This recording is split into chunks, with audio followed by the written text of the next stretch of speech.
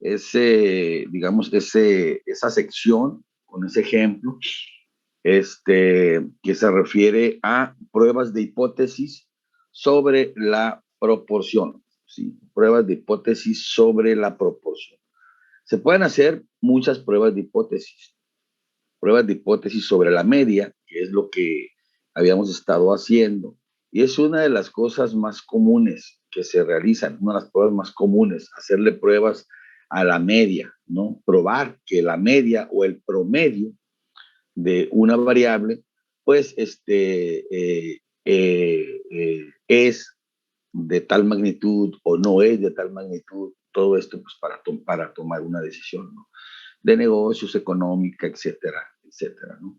Entonces, la media es, digamos, la variable, o mejor dicho, el parámetro, ¿no? Que más se tiende a probar, digamos, en estadística, ¿no? Pero no es el único, sí, no es el único.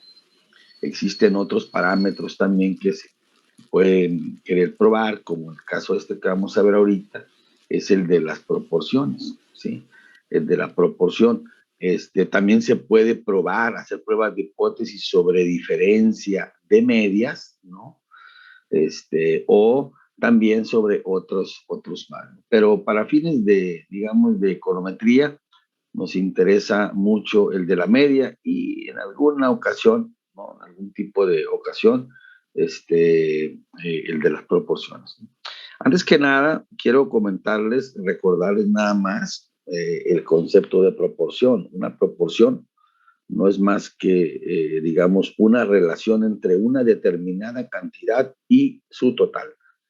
¿Sí? Una determinada cantidad y su total, ¿no? Es la relación entre una parte y el total de una cantidad o de una población.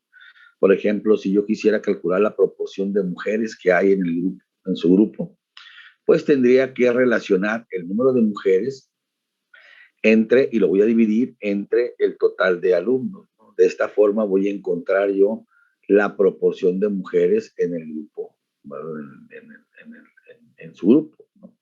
¿Sí? O la proporción de estudiantes de la FACISO que trabajan, por ejemplo. ¿Cómo lo calcularía? Bueno, pues tendría que estimar, ¿no? Contar a todos los alumnos que trabajan, que estudian en la facultad, pero que trabajan además, y dividirlo entre el total de alumnos. Esta es una proporción, básicamente. Entonces, las proporciones a veces también es importante hacer pruebas de hipótesis, ¿no? O sea, por eso es que este ejemplo, el ejemplo número 4 del material, trata sobre eso, sobre estimar una proporción. Obviamente, cuando estamos trabajando de las proporciones, ¿sí? De si es una proporción por lo general tiene que ver con la pertenencia a o no pertenencia a. Por lo tanto, si se trata de medir esto, estamos obviamente ante, digamos, una distribución binomial, no una distribución normal. Pero nosotros podemos utilizar la distribución normal, podemos utilizar la distribución normal en lugar de la binomial, siempre y cuando se cumplan algunas situaciones. Primeramente, que la muestra sea mayor o igual a 30, es decir, que sea una gran muestra, ¿no? Una muestra grande, desde el punto de vista estadístico, ¿no? Se nos puede hacer pequeña a nosotros, pero desde el punto de vista estadístico ya es considerada una muestra grande o suficientemente grande, un tamaño de 30. Y las otras cuestiones que se tienen que cumplir, condiciones, es que el resultado de multiplicar n por p, es decir, el tamaño de la muestra multiplicado por la proporción, tiene que ser mayor a 5, pero también el tamaño de la muestra multiplicado por 1 menos la proporción tiene que ser mayor a 5, ¿sí? Esas tres condiciones, si se cumplen esas tres condiciones, ¿sí? Es decir, si n es mayor o igual que 30, si np o n por p es mayor que 5 y n por 1 menos p es mayor que 5, entonces nosotros podremos utilizar, ¿no?, la distribución normal. Y pueden ustedes decir, ¿para qué nos metemos? O sea, y por qué tenemos que buscar esas condiciones para utilizar la distribución normal? Porque utilizar la distribución normal nos va a permitir, ¿sí?, ser mucho más rápidos a la hora de resolver un problema, ¿sí? La distribución normal, ya se los había comentado, es la distribución de probabilidad teórica más documentada, podemos decir así, ¿no? Más estudiada, más documentada y más aplicada en diversas áreas de la ciencia, de la sociedad, etcétera. Entonces, la distribución normal, vamos a decir aquí que es la reina, ¿no? Y su hijita, que es la distribución T, más flexible también, luego la vamos a ver, pues es la hija de la reina. Entonces, por esa situación, es importante ver que se cumplan, ¿no?, estas tres condiciones de una distribución. Si estamos ante un problema binomial, entonces es muy importante ver si podemos hacer que se cumplan estas tres condiciones, ¿sí? Repito, n mayor o igual que 30, np es mayor que 5 y nq mayor que 5. Digo Q porque así lo abrevio yo, ¿sí? 1 menos P, siempre le pongo Q. ¿Sí? Y lo van a encontrar también ustedes en otros libros. O sea, se me hace más fácil a mí. Bien, entonces vamos a ver, vamos a revisar el problema del ejercicio número 4, el ejemplo 4, ¿no? ¿Sí? Para ver nosotros cómo lo podemos, cómo lo plantea ahí. Aquí me gustaría, les había pedido que ustedes lo checaran, le iba a pedir a alguno de ustedes a ver si lo podía compartir, si lo habían hecho. ¿Alguno de ustedes lo hizo? ¿Lo siguió, pues, lo documentó o lo escribió? Pregunto.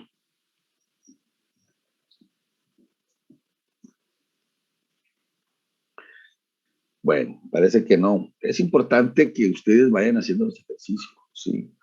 Vayan haciendo los ejercicios porque sobre todo las matemáticas y la estadística, en general todo, ¿no? Pero siempre se aprende más cuando uno hace, ¿sí? Es más, incluso por eso a veces, digamos, el hacer, ¿sí? El solo escribir una palabra digamos, estarla escribiendo, moviendo la mano, ¿no? Nos puede ayudar a recordar esa palabra, ¿sí? Nos puede ayudar a recordar en lugar de haberla leído solamente, ¿no? El solo hecho de escribirla.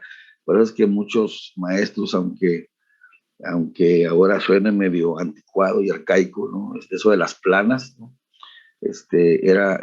Tenía su objetivo, ¿no? Pero bueno, les digo, tienen que seguirme y les voy a pedir por su beneficio, pensando en su beneficio, ¿sí?, que hagan los ejercicios, ¿sí? Hagan los ejercicios, vuelvan a hacerlos, léanlos y háganlos, escríbanlos, por favor, para que puedan tener, para que se les quede más grabado eso. Vamos a ver entonces el ejercicio. Espero que tengan también el material, por lo menos, ¿no? Porque si no tienen el material, pues entonces va a ser muy difícil siquiera que, que me vayan siguiendo ahorita que voy a leerlo, ¿sí? Se trata de un problema, repito, de una universidad, ¿sí? Y dice que hasta el momento, es decir, siempre, pues, en promedio, dice el 60% de los estudiantes que accedían a esa universidad se titulaban o licenciaban a los 4 años, ¿sí?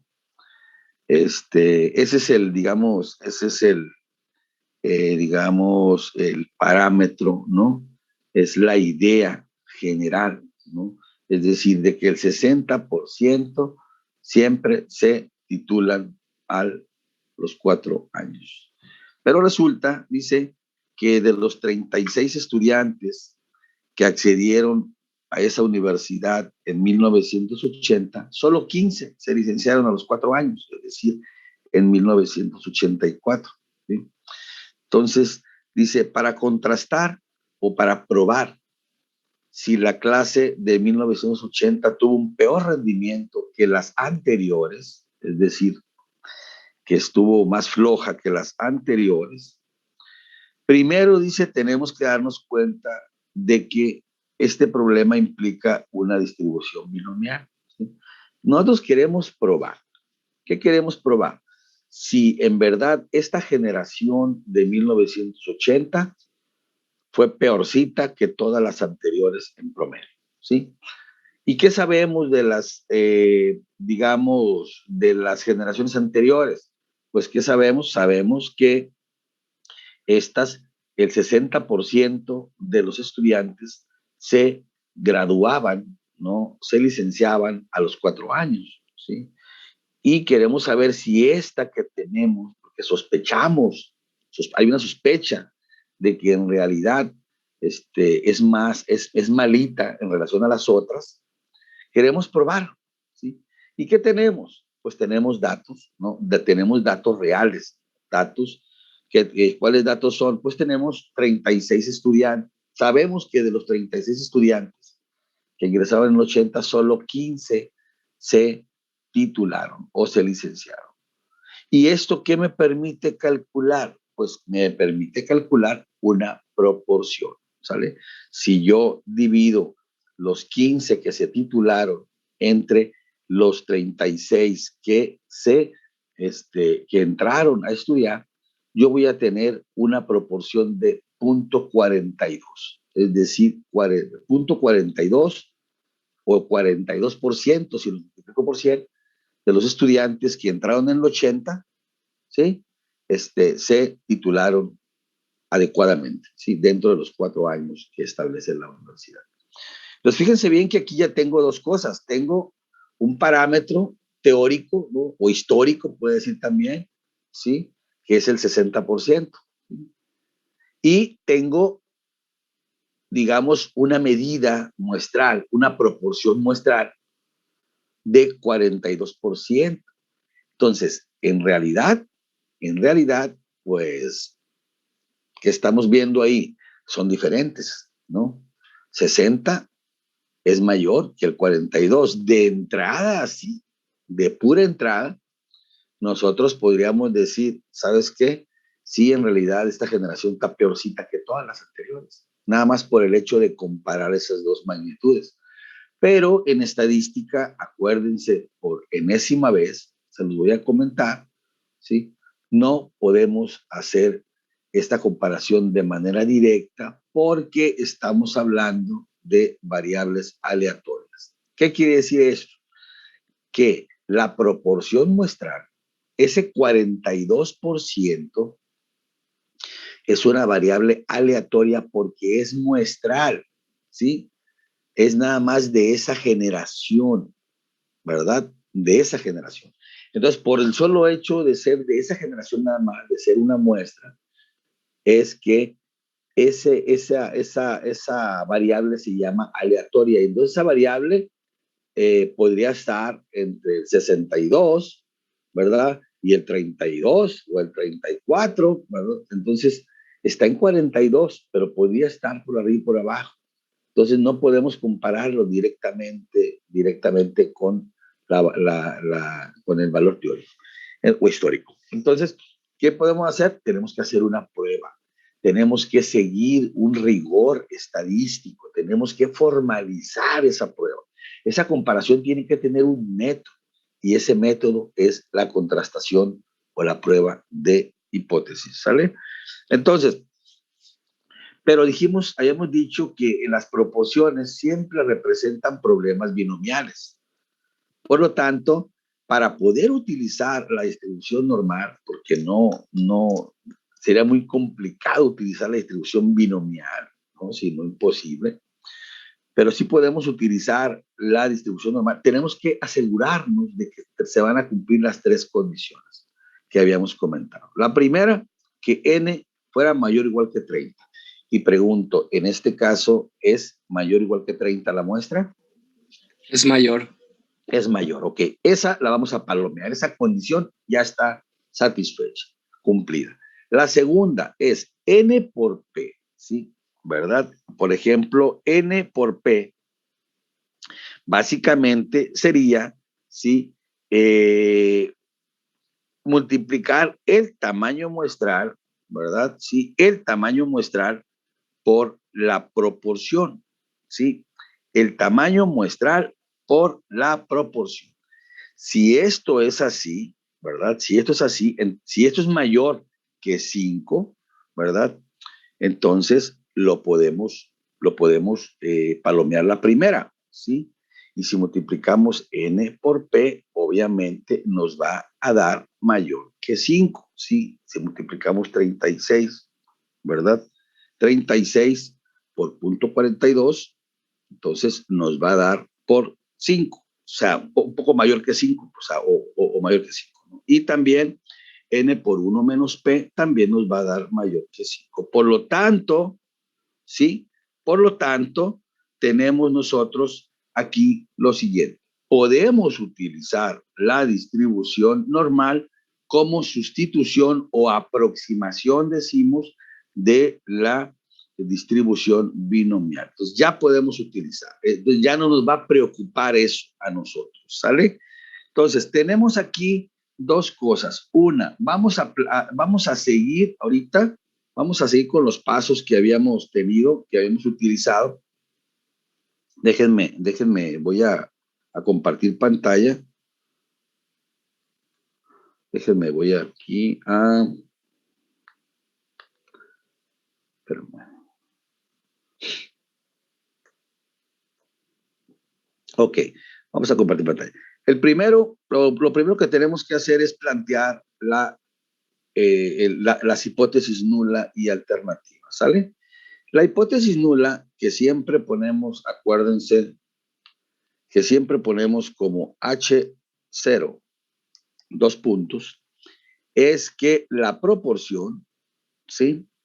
Va a ser que igual a 0.60. ¿Estamos de acuerdo? ¿Sí? Porque esa es la proporción teórica, es la que queremos probar, ¿sí? Ok, la hipótesis nula, perdón, la alternativa, ¿sí? Es básicamente que la proporción o el número o la proporción de estudiantes que se tituló en esta generación es menor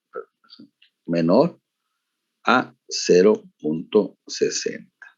Entonces, ya tenemos aquí, fíjense bien, ¿sí? Ya aquí planteada, ¿sí? La hipótesis nula, ¿sí? Y la hipótesis, digamos, alternativa, ¿sale? Si se dan cuenta ustedes, esta hipótesis, esta prueba de hipótesis es de una cola, ¿estamos de acuerdo? Es de una cola. ¿Qué cola? De cola izquierda, porque lo que tratamos de nosotros probar es de que esta generación tuvo un rendimiento peor que el resto de las generaciones. Si nosotros entonces tenemos que definir, en este caso, tenemos que definir el valor de alfa, ¿sí? El valor de alfa, ¿se acuerdan? Es el nivel de significatividad. Por lo general, elegimos valores de alfa de 5%, del 1% y del 10%. Vamos a considerar ahorita que sea del 5%. Si fuera el 5% el valor de alfa o nivel de significatividad, quiere decir que alfa fuera igual a 0.05, ¿sí? ¿Qué quiere decir esto?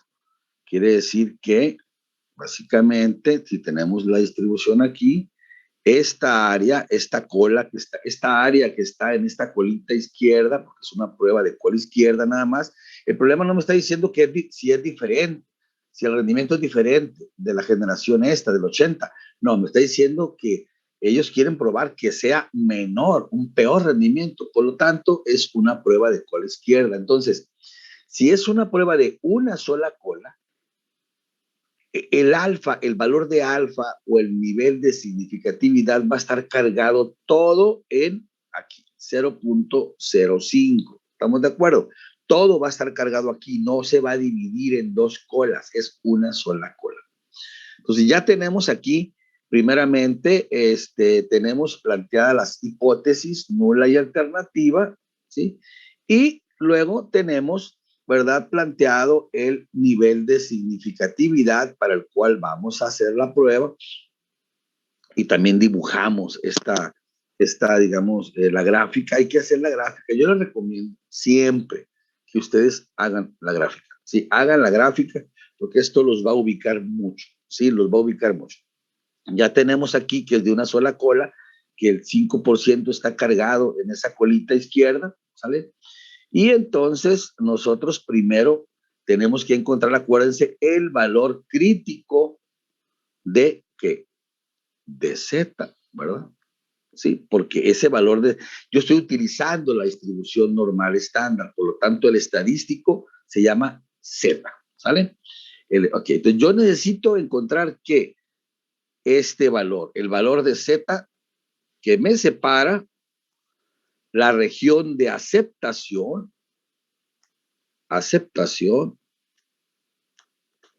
de la región de rechazo, ¿sale? Me separa. Ese valor es para mí muy importante. Entonces, ¿cómo lo voy a calcular? Bueno, pues me voy a tener que ir a la tabla de la distribución normal estándar, ¿sí?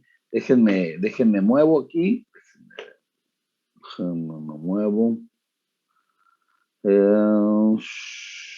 Acá.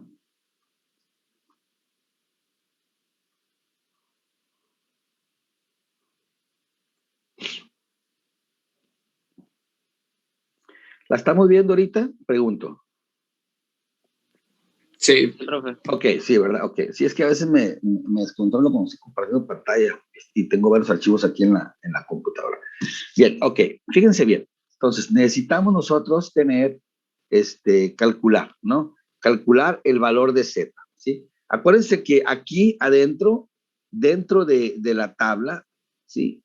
Se encuentran básicamente todo lo que está en la tabla normal aquí, en esta, bueno, no lo de acá, ¿no? Sino todo esto, por ejemplo. Todo esto son áreas bajo la curva. Todos esos números y todos los de abajo son esta área, corresponden a áreas, ¿no? Bajo la curva. Pero fíjense bien, repito, en la normal está del centro hacia los extremos, el área, ¿no? Ok. Entonces, si yo me voy acá, yo necesito encontrar el valor de Z, de la flechita, pero necesito entonces saber cuál es el área que hay. Entonces, fíjense bien, ¿sí? Desde el centro hasta esa flechita, ¿sale?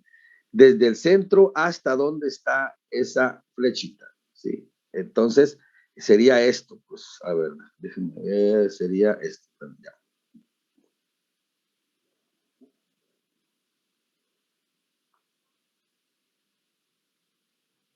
Toda esta área, ¿no? ¿Sí?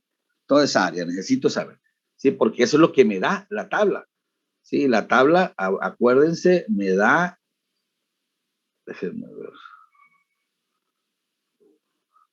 la distribución normal me da desde aquí hasta acá, ¿sale? Entonces, fíjense bien, ¿qué área hay del centro hacia la izquierda? 0.5. 0.5, ¿sí? 0.5. Y si aquí, ¿verdad? Si aquí hay 0.05, ¿verdad? Yo sé, porque es el nivel de significatividad, ya lo conozco. Eso quiere decir que la diferencia es punto, ¿qué?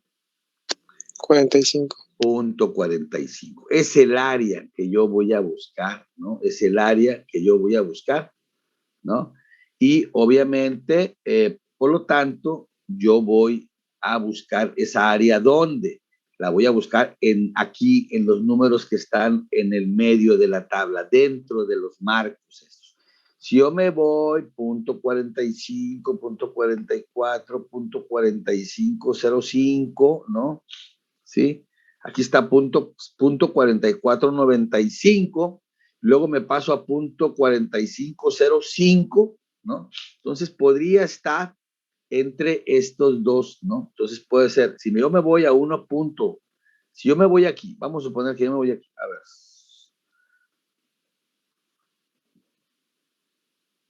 Si yo me voy aquí en punto 45, 0.05, ¿sí?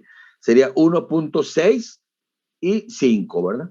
Pero también aquí, antes de pasarme, yo lo puedo tener también, que sería, de hecho, es antes de pasarme, yo lo voy a tener. Entonces, sería este, es el valor más cercano antes de pasarme ya, sería 1.6 más 0.04 sería 1.64. Entonces, ese valor de 1.64, ¿sí? Es el área, es el valor que está de Z, que lo voy a poner. Déjenme ver, ok. Aquí. 1.64 es igual a menos 1.64. Ese es el valor crítico de Z, ¿sale? Valor crítico de Z, es el que me separa, ya me va a separar la región de aceptación, la región de rechazo. ¿Estamos de acuerdo? Ese parámetro, ese valor, mejor dicho, ya lo tenemos nosotros ahí, ¿sí? Ahora bien, ¿qué sigue? Pues sigue, hay que calcular el estadístico de prueba. El estadístico de prueba va a ser el valor de Z que va a resultar de aplicar los datos, no míos, los que tengo yo de la muestra. Como ya hemos dicho, en este caso sería la proporción muestral menos la proporción teórica dividida entre el error estándar de la proporción muestral, ¿sale? Aquí hay que ver lo siguiente, ¿sale? Aquí yo sé que la proporción muestral, la proporción mía, la que yo de mi muestra, de mis datos, es igual a 0.42 menos la proporción teórica es igual a 0.60. ¿Estamos de acuerdo? Y luego nomás me falta aquí abajo calcular el error estándar de la proporción, error estándar de la proporción muestral. ¿Y cómo se calcula ese error estándar de la proporción muestral? Fíjense bien cómo estoy poniendo P barra, ¿no? Va a ser igual a la raíz cuadrada de P por 1 menos P entre N. ¿Sale? Y si yo meto todos estos datos aquí, ¿sí? Pues voy a tener la raíz cuadrada de todo esto, ¿no? Va a ser igual a, ya calculándolo, pues ustedes síganme, va a ser igual a 0.08, ¿sí? Todo esto, calculando ya, aquí sería que aquí sería 60, ¿no? Sería 60, aquí punto, o sea, punto 6, pues, punto 4, y aquí 36, etcétera. La raíz cuadrada va a ser 0.08. Ya con esos datos, yo puedo sustituirlo aquí en la fórmula que está arriba y pongo 0.08. ¿Estamos de acuerdo? Sí. Y eso sería igual. Entonces, el valor de Z de la prueba sale a menos 2.25. ¿Sale? 2 menos 2.25. ¿Sí? Entonces, fíjense bien, este valor, ¿sí? Es el que me salió de la prueba. Yo lo voy a llevar, ¿verdad? ¿Sí? Yo lo voy a llevar básicamente a la fórmula, digo, a la gráfica que tengo aquí.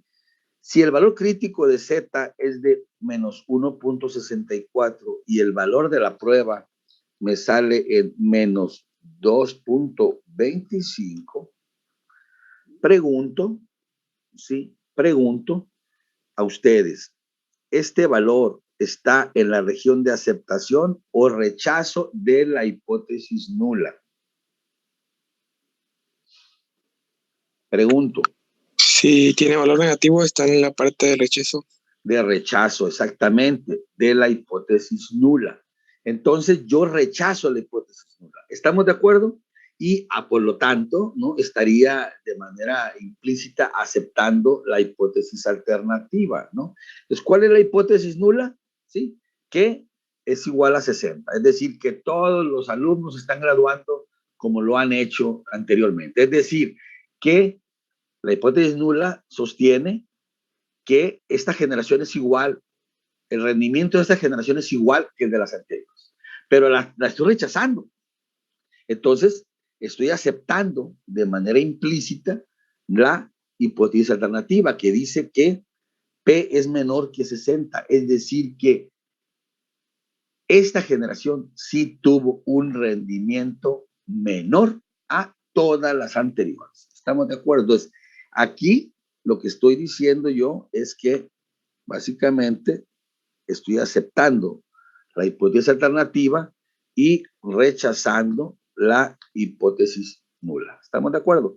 Y eso es lo que acabamos de hacer, ¿sí? En esta parte, ¿no? Con esta prueba, ¿no? Con los valores estos que acabamos de calcular, que calcula el libro, ¿no? El ejemplo. Y de esta forma, fíjense bien cómo, claro, obviamente, en este caso, sí se veía que el punto 42 era menor, ¿no? Que el punto 60, pero al 5% rechazamos la hipótesis nula. ¿Qué hubiera pasado si hubiéramos tratado de, dice el libro, de utilizar un nivel de significatividad del 1%? ¿Sí? Bueno, si hubiéramos trabajado con un error, o sea, con un nivel de significatividad del 1%, entonces, fíjense bien, esta parte, este 1.64, ¿sí? Hubiera sido, en realidad, menos 2.33, fíjense bien, ¿sí? Y por lo tanto, entonces, este menos 2.54 hubiera caído, ¿no? En menos 2.25, o sea, este 2.25 estuviera a la derecha del 2.33 valor crítico. ¿Me explico? Entonces, estuviera en la región de aceptación de la hipótesis nula. Entonces, ustedes se van a dar cuenta, entonces, cómo dependiendo del nivel de exigencia de la prueba, del nivel de significatividad, una prueba, una hipótesis nula se puede rechazar o aceptar. Para el 5%, repito, se rechaza la hipótesis nula. Pero si hubiéramos elegido un 1% de alfa, o sea, de significatividad, no hubiéramos podido rechazar la hipótesis nula porque el valor de la prueba, del estadístico de prueba, que es menos 2.25, estuviera a la derecha, es decir, en la región de aceptación de la hipótesis nula. ¿Estamos de acuerdo? ¿Sí? Bueno, hasta ahí básicamente es lo que estamos. Déjenme nomás tomar, por favor, bueno, está bien así, está, nada más dejen tomar una captura de pantalla. Ok, jóvenes, nos vemos entonces la próxima clase. Yo antes del viernes actualizo la plataforma, la nueva, para subir el material. Yo de hecho le voy a pasar a Joaquín, Joaquín, pásame tu correo, por favor. Alejandro, ¿no? Joaquín Alejandro, sí. Pásame tu correo para pasarte por lo pronto ya la presentación de econometría. Es la base con la que vamos a trabajar, ¿sí? Y tú se las compares a tus compañeros, ¿sale? ¿Te parece? Sí, muy bien, profe. Ahorita se la paso. Ok, entonces ya la próxima clase, jóvenes, vamos a empezar ya con econometría, ¿sí? Entonces, que la pasen bien. Si no hay dudas, pues nos vemos el viernes. El viernes, profe. Hasta luego.